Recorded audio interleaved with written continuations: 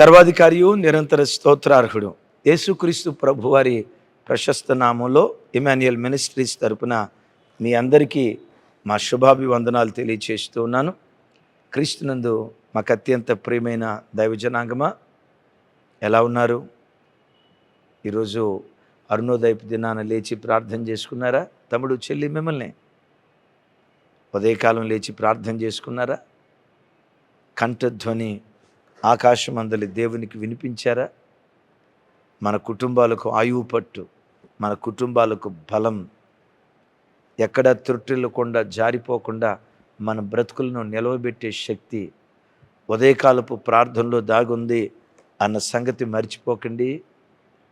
జీవదాత అయిన యెహోవాకు చేసిన ప్రార్థన మనకు తోడుగా వస్తూ ఉంది. వాక్యం చెప్తున్నటువంటి సత్యం లేవటంతో ఆకాశ పక్షులు వాటి కంఠధ్వని దేవునికి వినిపించక మునిపే నీ ఇంటిలో నుండి నీ కంఠధ్వని దేవునికి వినిపించుదువుగాక. ఈరోజు ఉదయకాలం ఎంతమంది లేచి ప్రార్థన చేసుకున్నారో, గడిచిన రాత్రి ఎన్ని కుటుంబాల కుటుంబ ఆరాధన జరిగిందో, మీ ప్రార్థనా జీవితాన్ని చదివి విని అనేకులు ఇన్స్పైర్ అవటానికి గడిచిన రాత్రి ఎవరెవరు కుటుంబ ఆరాధన చేసుకున్నారో కింద కామెంట్ బాక్స్లో రాయండి.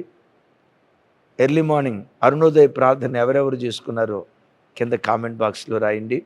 తమ్ముడు చెల్లి, దేవునితో గడపకుండా, ఉదయం లేచి దేవునితో గడపకుండా గడప దాటి బయటికి వెళ్ళొద్దు. ఒకవేళ నేను కుటుంబ ప్రార్థన చేసుకోకపోతే మీ క్షేమాన్ని కోరుకునే అన్నగా, మీరు ఆత్మీయంగా బ్రతికితే అదే మాకు పెద్ద కానుక అని ఆశపడే బిడ్డలుగా మిమ్మల్ని బ్రతిమలాడుకుంటున్నాను. ఈరోజు రాత్రి తప్పకుండా కుటుంబంలో కూడుకొని కుటుంబ ప్రార్థన చేసుకోండి.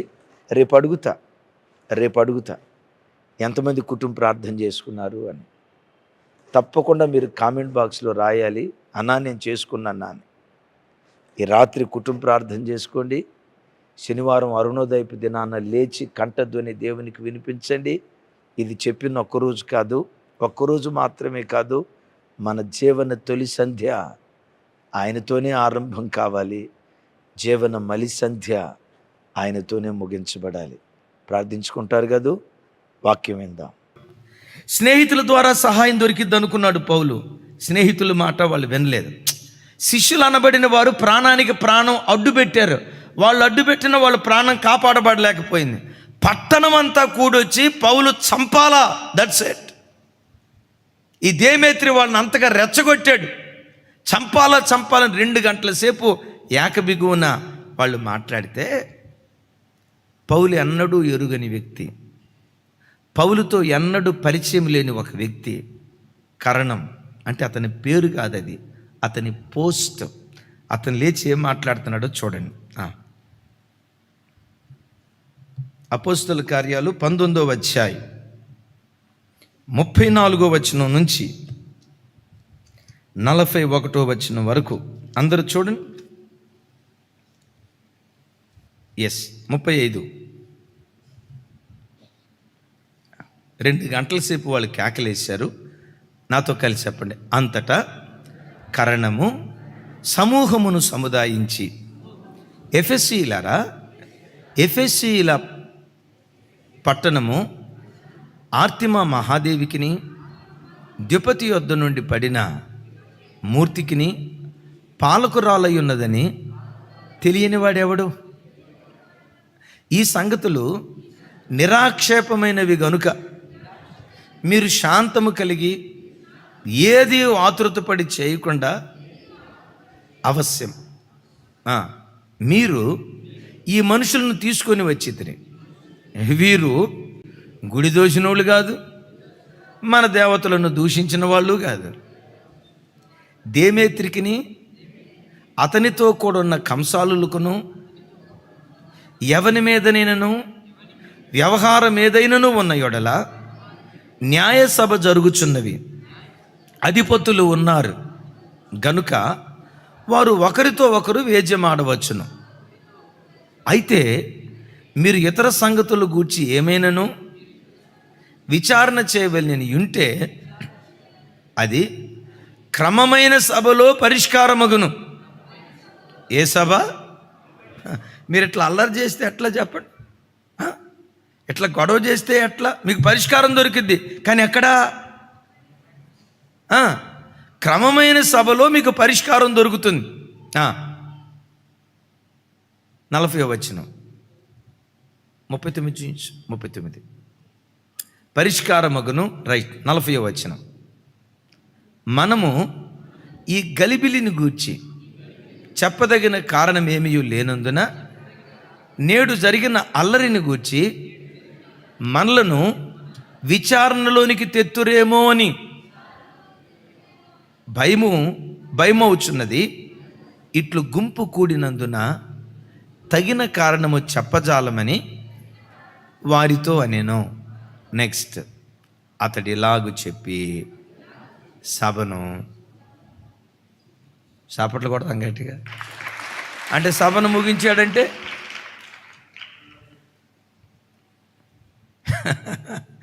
ఏటోళ్ళు అట్టు వెళ్ళిపోయారు.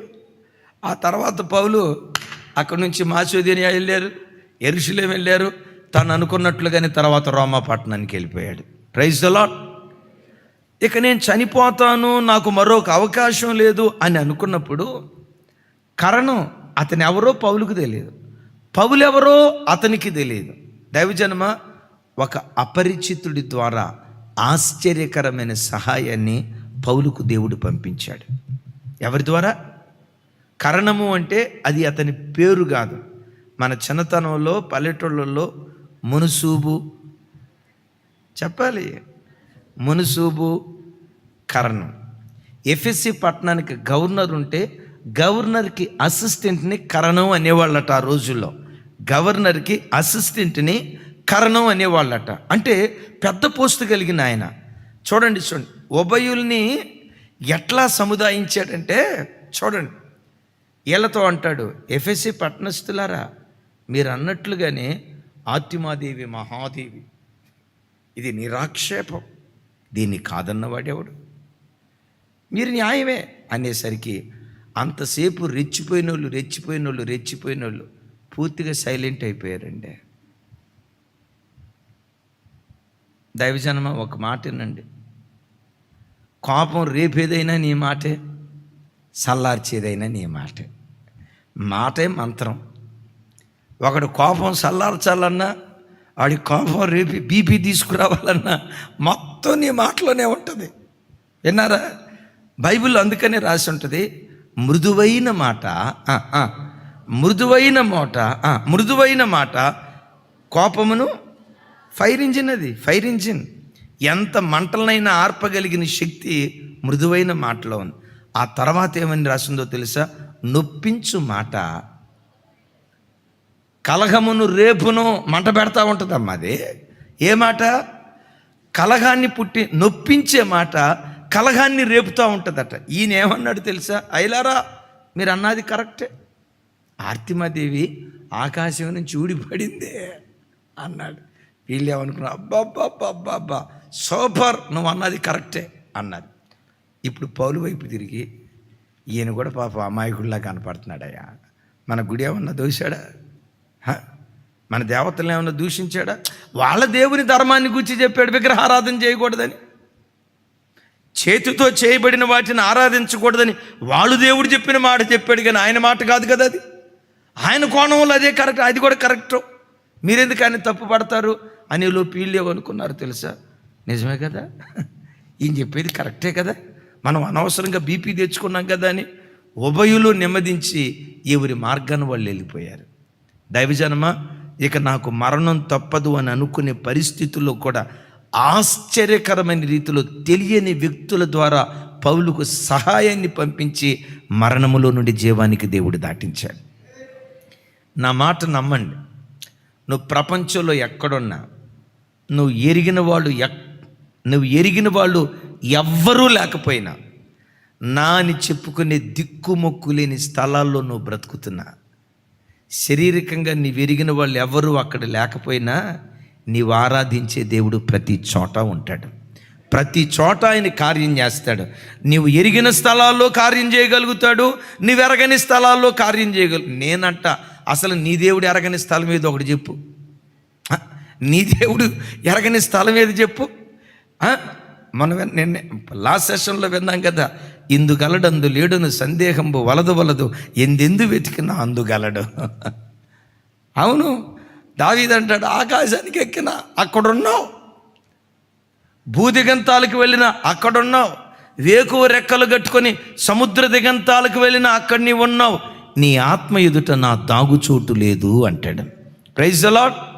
సహాయం దొరకదు అని అనుకున్న ప్రాంతంలో నుంచి ఆశ్చర్యకరమైన సహాయాన్ని పౌలుకి ఎలా పంపించాడో, ఒకవేళ ఈ రాత్రి వాక్యం వింటున్న నీ బ్రతుకులో సంక్లిష్ట పరిస్థితులు, సమస్యల మధ్య నల్లగొట్టబడుతూ ఇక నాకు దొరకదు, సహాయం దొరికే పరిస్థితి లేదు, అయిపోయింది, ఈ సమస్య నన్ను ముంచేస్తుంది, నేను ఇందులో నుంచి బయటకు రాలేను అని అనుకుంటావే, అలాంటి సంక్లిష్ట పరిస్థితుల్లో కూడా, నాకెవరూ లేరు ఈ ప్రాంతంలో అనుకున్న స్థలాలలో కూడా, మునుపెన్నడూ ఎరుగని అపరిచితుల ద్వారా కూడా ఆశ్చర్యకరమైన సహాయం నీకు పంపించడానికి దేవుడు శక్తి కలిగినటువంటి వాడై ఉన్నాడు. ఆ స్థలంలో నువ్వు ఎరిగిన వాళ్ళు ఎవరు అవసరం లేకపోయి ఉండొచ్చు. ఒక అద్భుతం, అపోస్తుడైన పౌలు వారి పరిచర్యలో కర్ణం ఎలా సహాయం చేశాడో, మన పరిచర్యలో కూడా మన బ్రాంచ్ మందిరం ఒక చోట ఉంది, బ్రాంచ్ మందిరం.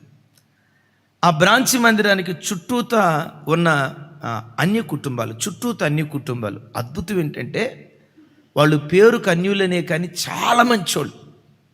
అక్కడ ఆదివారం మన ప్రార్థన పెట్టుకున్న ఒక్క మాట అనరు. మాట అనకపోగా ఎప్పుడైనా మైకి పెట్టకపోతే, ఏమయ్య గారు ఈ ఆదివారం మైకి సరిగా పెట్టలా, మాకు పాటలను పడకపోతే నిద్ర పట్టట్లేదండి అంటారు. అంత మంచివాళ్ళు.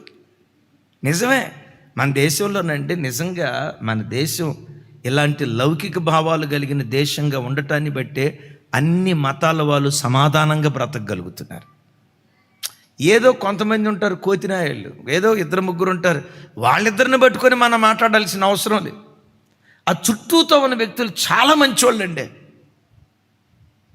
అయితే వీళ్ళను దూర ప్రాంతాల నుంచి కొంతమంది రెచ్చగొట్టి, మన బ్రాంచ్ చర్చిలో ఒక చోట అసలు వీళ్ళు పొరపాటున మైకు పెట్టకూడదు, ఆదివారం మైకు పెట్టకూడదని మొత్తానికి పోలీస్ స్టేషన్లో కంప్లైంట్ చేశారు. ఆ సిఐ గారు వచ్చాడు, ఆయన పేరు భాస్కర్ గౌడ్ గారు, చాలా మంచి ఆయన. మమ్మల్ని పిలిచారు, వాళ్ళని పిలిచారు, ఏంటి మీకు ప్రాబ్లం అన్నారు. సార్ వీళ్ళు ఆదివారం మైకు పెడతారు సార్, మాకు డిస్టర్బెన్స్ అయిపోతుంది సార్ అన్నారు. ఆయన అన్నాడు, ఈ గొట్టాలు ఏమన్నా పెడతారా అన్నాడు. మళ్ళీ గొట్టాలు పెట్టరండి, చర్చి లోపటే బాక్సులు పెట్టుకుంటారండి, సప్పట్లే పెద్ద సౌండ్, మరలా దీనికి తోడు బాక్సులు మేము వినలేకపోతున్నామండి అని వాళ్ళు ఏదో అన్నారు. ఆయన మాట్లాడుతూ అన్నాడు, బాబు మన దేశం లౌకిక దేశం, నా పేరు భాస్కర్ గౌడ్, నేను పక్కా హిందూ.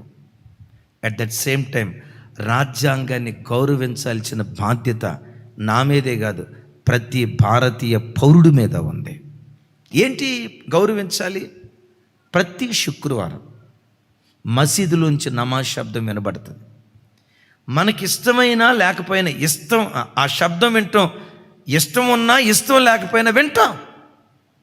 రోజుకొచ్చి 5 సార్లు మసీదులోంచి నమాజ్ శబ్దం వినబడుతుంది, వింటాం. ఎందుకు? లౌకిక దేశం. అట్ ద సేమ్ టైం మనకు దసరా పండుగ జరిగింది కదా, నవరాత్రులు జరుగుతాయి కదా, వినాయక చవితి జరిగింది కదా. నవరాత్రి జరిగేటప్పుడు, వినాయక చవితి జరిగేటప్పుడు మొత్తం వీధులంతా లౌడ్ స్పీకర్లు పెట్టుకుంటాం. అప్పుడు మనకు శబ్దాలు రావట్లేదా? అప్పుడు ఈ క్రైస్తవులు ముస్లిమ్స్ మనల్ని భరించట్లేదా? మాట్లాడుతున్నాడు ఆయన. నేను అట్లాగే చూస్తా ఉన్నా, ఈయన మొత్తానికి మన కర్ణంలాగే ఉన్నట్టున్నాడు రా. నేను అట్లాగే చూస్తున్నా. మనం ఒక మాట మాట్లాడలేదండి. దీనికి ఇక్కడ ఉన్న వాళ్ళు కొంతమంది సాక్షులు, మన బ్రాంచ్ చర్చిలో జరిగింది.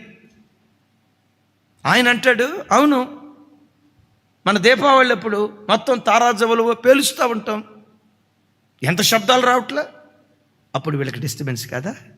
చెప్పండి. మన బోనాలు జరుగుతాయి, వీధి జాతర చేస్తాం, అది మన పద్ధతి. మనల్ని వీళ్ళు గౌరవిస్తున్నారు కదా, మనల్ని వీళ్ళు ఎట్లా భరిస్తున్నారు, ముస్లిమ్స్ని మనం ఎట్లా భరిస్తున్నాము, క్రైస్తవులను కూడా ఆదివారం మనం భరించాల్సిందే. నా వైపు చూసి అన్నాడు, పాస్టర్ గారు ఆదివారం మైకి పెట్టుకోండి, నేను నీకు పర్మిషన్ ఇచ్చాను అన్నాడు. నేను అనుకున్నా, నువ్వు నిజంగా నాకు కరణంలాగే ఉన్నావయ్యా. ఆ కాలంలో పౌలుకి ఎట్లా సహాయం చేశాడో చూడండి. మన నోటితో ప్రమేయం లేకుండా, మనం ఎన్నడూ ఆయన నెరగం, అసలు వారి పేరేంటో మనకు తెలియదు. కానీ అద్భుతం తెలుసా, ఆ అధికారుల హృదయాల్లో కూడా మన పట్ల దేవుడు దయ పుట్టించాడు. నీ దేవుడు ఎవరో తెలుసా? నాకు సహాయం దొరకదు అన్న స్థలాల్లో కూడా అపరిచితుల ద్వారా కూడా ఆశ్చర్యకరమైన సహాయాన్ని నీకు పంపించగలిగినటువంటి దేవుడు. ఒక మాట అంట, ఏలియా నా వైపు చూడాల. ఏలియా కేరీతు వాగు దగ్గర ఉన్నప్పుడు ఏలియాకి మాంసం తీసుకొచ్చింది ఎవరు? మీలో ఎవరైనా కాకులు మాంసం తీసుకొస్తాయి అంటే నమ్ముతారా? దానికి ఉన్న బుద్ధి ఏంటంటే మన చేతిలో ఉన్న వాటిని లాక్కొని పోతాయి. దానికి లాక్కునే బుద్ధే కానీ పెట్టే బుద్ధి ఉండదు. కానీ నీ దేవుడు ఎవరో తెలుసా? సహాయము దొరకదు అన్న స్థలాలలో నుండి కూడా నీకు సహాయాన్ని పంపించగలిగినటువంటి దేవుడు. ఇది చదువుతున్నప్పుడు బైబిల్లో ఒక సన్నివేశం నా జ్ఞాపకం వచ్చింది. చూడండి ఒకసారి ఆ మాట చూడండి, ప్రార్థన చేసుకుందాం.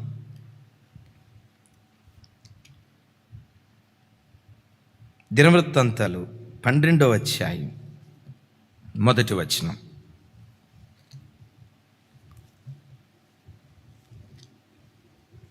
దినవృత్తాంతాలు, మొదటి దినవృత్తాంతాలు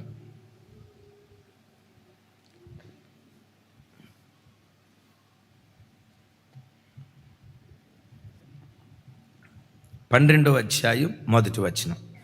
నాతో కలిసి అందరు ఇప్పుడు ఈ మాట చెప్పండి. దావీదు కీషు కుమారుడైన సౌలునకు భయపడి ఇంకను దాగియుండగా సౌలు బంధువులకు బెన్యామీయులలో పరాక్రమశాలులు కొందరు దావీదునకు యుద్ధ సహాయము చేయుటకై అతని యొద్దకు వచ్చిరి. నాతో కలిసి ఒకసారి చెప్పండి ఈ మాట. కీషు కుమారుడైన సౌలునకు భయపడి దావీదు దాగి ఉండగా సౌలు బంధువులకు బెన్యామీయులలో పరాక్రమశాలులు కొందరు దావీదునకు యుద్ధ సహాయము చేయుటకై అతని యొద్దకు సిక్లకునకు వచ్చిరి. నా వైపు చూసి సమాధానం చెప్పండి. దావీదును చంపాలని ఎవరు ప్రయత్నం చేస్తున్నారు? సౌలు ఏ గోత్రికుడు? బెన్యామీను గోత్రికుడు. బెన్యామీను గోత్రికుడైన సౌలుకు భయపడి దావీదు ఏం చేశాడు? దాక్కున్నాడు. ఈ దావీదుకు సహాయం చేయడానికి ఎవరు వచ్చారట? సౌలు బంధువుల్లో చూసారా సౌలు చెప్పాలి ఎవడు ప్రాణం తీయాలని ప్రయత్నం చేశాడో ఆ ఇంటిలో నుండి దేవుడు సహాయాన్ని పంపించాడు. ఇంకా దీన్ని మించిన మాట ఏంటో తెలుసా? 2 సంవత్సరాల లోపు మగబిడ్డలు అందరూ సంపబడాలి అనే మరణ తాకీదు ఎక్కడి నుంచి వచ్చింది? పాత నిబంధనలో ఎక్కడి నుంచి వచ్చింది? ఫరో ఇంటి దగ్గర నుంచి వచ్చింది. ఎవడైనా హెబ్రీ మగ పిల్లోడు కనపడ్డా వాడిని నెట్టని ఉన్న మొక్కలుగా చంపేయండి, రాజాజ్ఞ బయలుదేరింది. ఇంకా చెప్పాలంటే మగబిడ్డ పుట్టాడంటే పురిట్లోనే బిడ్డను చంపేయాలి. అసలు దేవుడు ఎంత చిత్ర విచిత్రాలు చేస్తాడో చూడండి. మోషేను 3 నెలలు దాచి నైల్ నదిలో జమ్ము పెట్టిలో పెట్టేశారు. ఆ పెట్టి కూడా విచిత్రం చూడండి. ఈత వచ్చింది దానిలాగా ఈదుకుంటూ ఫరో కుమార్తె దగ్గరికి వెళ్ళి ఉంది. ఎక్కడికి?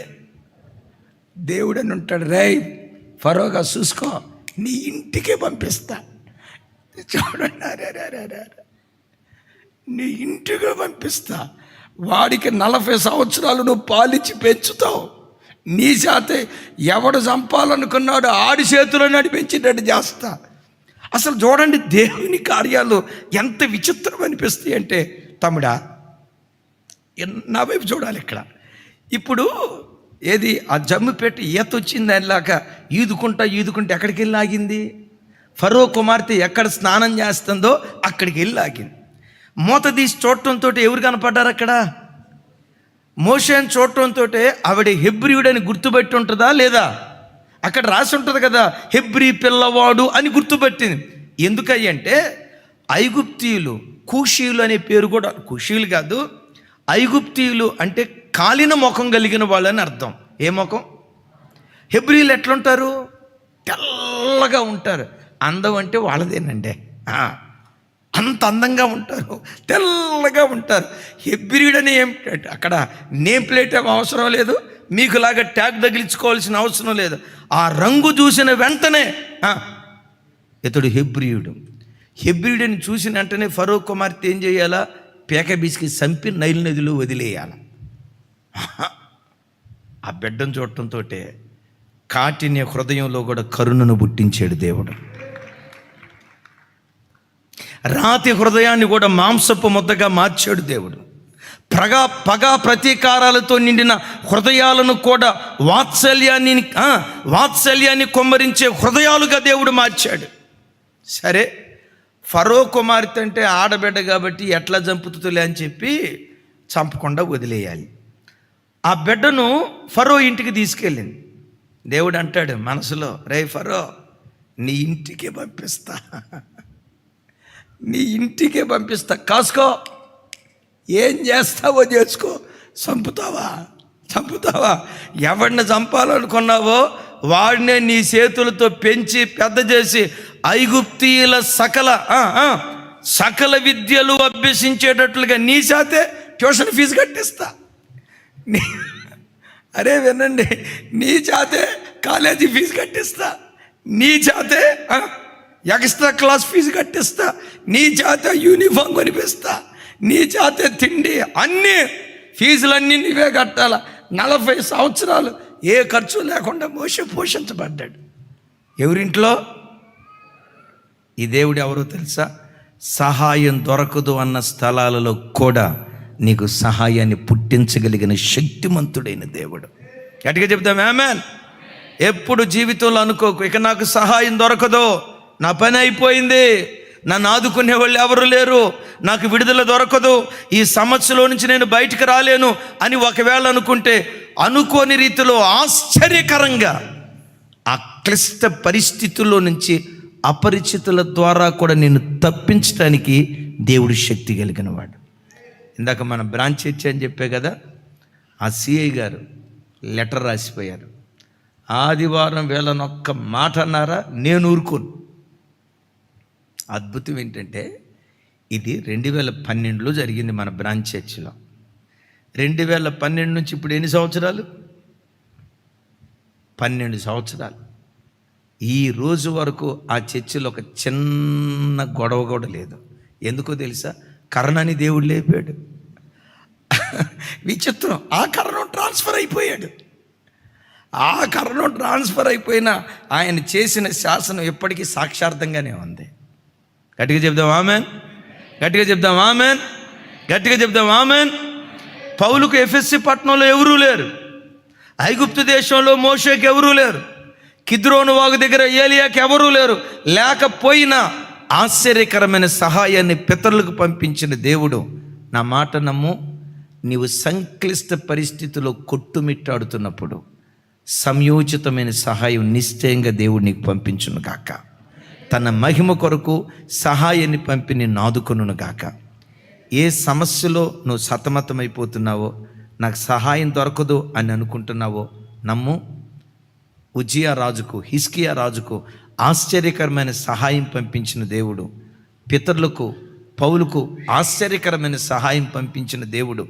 ఏ సంక్లిష్ట పరిస్థితుల్లో ఉండి రాత్రి ఇంట్లో ఉండి వాక్యం వింటున్నావో నమ్ము, ఆశ్చర్యకరమైన సహాయం నీకు దేవుడు పంపించును గాక. ఆమేన్.